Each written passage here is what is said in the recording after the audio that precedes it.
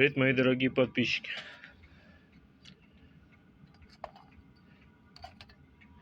Вот такой фонарь домашний. У вас горел диод.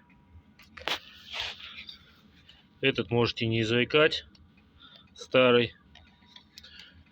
Идут дорожки. Вот зачищаете вот так вот до меди. Запаиваете 2 точки, делаете. Со старого вынимаете диод. Вынимаете как? Вот так ломаете.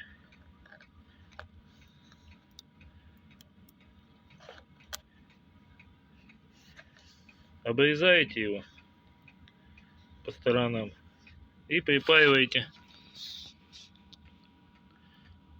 тоже кончики как бы.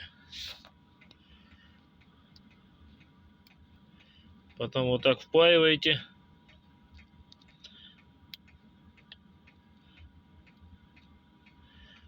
Сейчас откручусь немножко. Вот так вот впаиваете его рядышком.